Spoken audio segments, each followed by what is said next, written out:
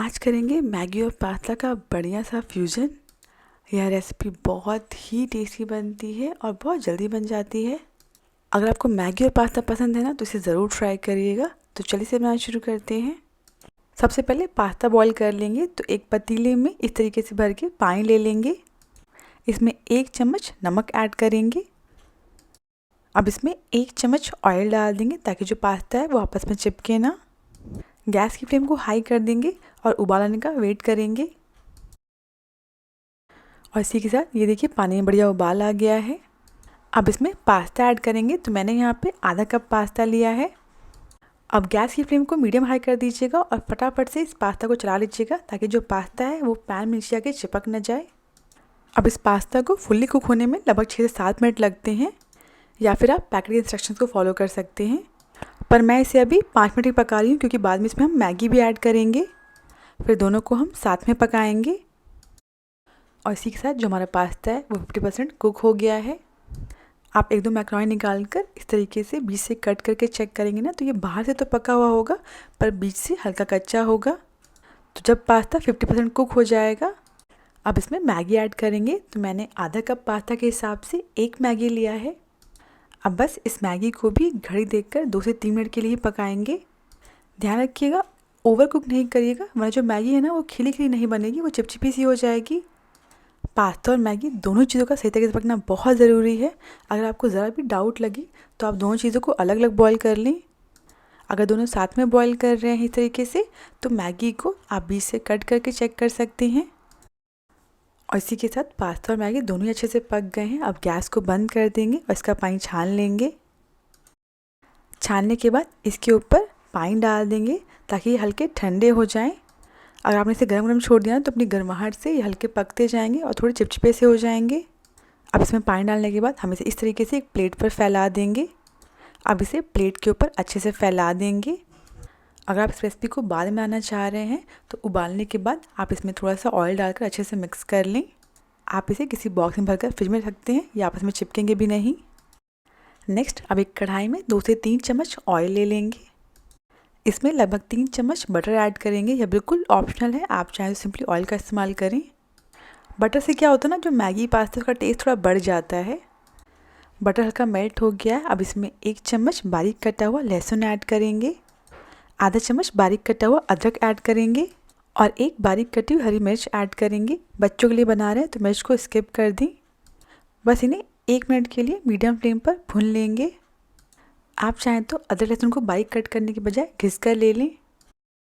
अदरक लहसुन अच्छे से भुन गए हैं। अब इसमें एक बड़े साइज़ का बारीक कटा हुआ प्याज ऐड करेंगे। इसे हम मीडियम फ्लेम पर 4 से 5 मिनट के लिए पका लेंगे। इस प्याज को हमें तब तक पकाना है जब तक ये जो प्याज है ना ये साइड से हल्के ब्राउन ना होने लगे। और इसी के साथ प्याज भी अच्छे से भुन गए हैं। अब इसमें एक बड़े साइज़ का बारीक कटा हुआ टमाटर ऐड करेंगे। टमाटर जल्दी पक जाए इसलिए इसमें हम टमाटर के साथ में ही स्वाद अनुसार नमक ऐड करेंगे। सारी चीज़ों को अच्छे से मिक्स कर लेंगे। अब इसे हमें तब तक पकाना है जब तक ये टमाटर है अच्छे से सॉफ्ट ना हो जाए। आप चाहें तो इस रेसिपी में टमाटर की जगह टमाटो प्यूरी का इस्तेमाल भी कर सकते हैं। टमाटर की वजह से इस पास्ता में बहुत ही अच्छा टेस्ट आता है। टमाटर के पूरी तरह से पकने तक इसे बीच में चलाते रहिएगा। और ये देखिए इसी के साथ टमाटर भी अच्छे से पक गए हैं। ध्यान रखिएगा टमाटर को अच्छे से पूरी तरह से पकाइएगा, बहुत अच्छा टेस्ट आएगा पास्ता में। अब इसमें 1.5 चम्मच कश्मीरी लाल मिर्च पाउडर ऐड करेंगे। इससे पास्ता बहुत ज़्यादा तीखा भी नहीं होगा, पास्ता में कलर भी बहुत बढ़िया आएगा। और इसके साथ में ही मैगी मसाला भी ऐड कर देंगे। इन मसालों को प्याज टमाटर के साथ अच्छे से मिक्स कर लेंगे। मसाले ऐड करने के बाद ये जो मिक्सचर है थोड़ा ड्राई हो रहा है। जो हमारे मसाले हैं वो जले ना इसलिए इसमें हम पानी ऐड करेंगे। बहुत ज़रा सा ही पानी ऐड करिएगा, लगभग 2 से 3 टेबलस्पून। आप पानी की जगह पास्ता वाटर का इस्तेमाल कर सकते हैं। सारी चीज़ों को फटाफट से मिक्स कर लेंगे और 1 मिनट के लिए इन्हें पकने देंगे। अब इसमें हम खूब सारी सब्जियां ऐड करेंगे। 3 से 4 बड़े चम्मच शिमला मिर्च, 2 चम्मच बीन्स, 1 चम्मच फ्रोज़न स्वीट कॉर्न और थोड़ी सी ब्रोकली ऐड करेंगे। प्याज टमाटर पकाने के बाद आप सब्जियां अपनी पसंद की इसमें ऐड कर सकते हैं या फिर आप सब्जियों की मात्रा अपने हिसाब से ज़्यादा कम कर लें। पास्ता और मैगी दोनों ही बच्चों को बहुत पसंद होती हैं। इस तरीके से आप इसमें खूब सारी सब्जियां ऐड करके इसे और हेल्दी बना सकते हैं। सारी चीज़ें अच्छे से मिक्स हो गई हैं। इसमें 2 चम्मच बारीक कटा हुआ गाजर ऐड करेंगे। इसे आप सब्जियों के साथ ही ऐड कर दीजिएगा, मैं पहले ऐड करना भूल गई थी इसलिए बाद में ऐड कर रही हूँ। सारी चीज़ें अच्छे से मिक्स हो गई हैं। अब गैस की फ्लेम को लो मीडियम कर देंगे। अब इसमें 2 बड़ा चम्मच टोमेटो केचप ऐड करेंगे और 1 चम्मच चिली सॉस ऐड करेंगे। चिली सॉस की जगह आप इसमें शेज़वान चटनी या फिर शेज़वान सॉस ऐड कर सकते हैं। इन्हें फटाफट से सब्जियों के साथ अच्छे से मिक्स कर लेंगे।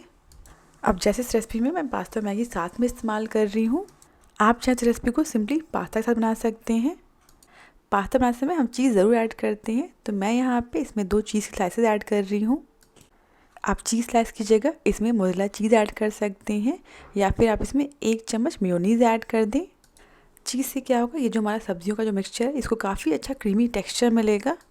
जो हमारा पास्ता है ना वो बहुत ही बढ़िया रिच और क्रीमी बनेगा। ये जो हमारी ग्रेवी बनेगी ना, ये पास्ता और मैगी पे अच्छे से स्टिक हो जाएगी। इवन ठंडा होने के बाद भी पास्ता मैगी बहुत अच्छा लगेगा खाने में। तो हमारा चीज़ भी अच्छे से मेल्ट हो गया। अब इसमें जो हमने पास्ता और मैगी बॉयल किए थे ना, उसे डाल देंगे। आप देख सकते हैं पास्ता मैगी दोनों ही बिल्कुल बढ़िया खिले खिले से हैं।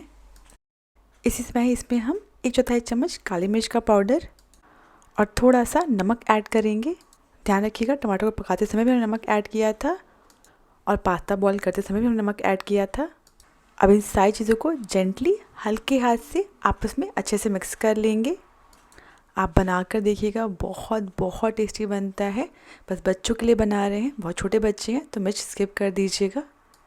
अभी भी आपको गैस की फ्लेम को लो मीडियम रखना है। बिल्कुल भी खाने में ड्राई नहीं लगते। आप इसे आराम से टिफ़िन में दे सकते हैं। अगर आप इसे टिफ़िन में देने वाले हैं तो पास्ता और मैगी को रात में ही बॉईल करके रख लें और इसमें जो भी सब्जियां ऐड करनी है ना, उसे भी आप किचन सर्फेस पर रेडी रखिएगा। बस फटाफट सब्जियां कट किया और इन्हें बना लिया और इसी के साथ हमारा पास्ता मैगी बिल्कुल रेडी है। अब इसे हम गर्मा गर्म सर्व कर लेंगे। अगर आपको मैगी और पास्ता पसंद है ना, तो इस रेसिपी को ज़रूर ट्राई करिएगा। अगर आपको रेसिपी पसंद आई हो तो प्लीज़ मेरे चैनल को सब्सक्राइब करना ना भूलें।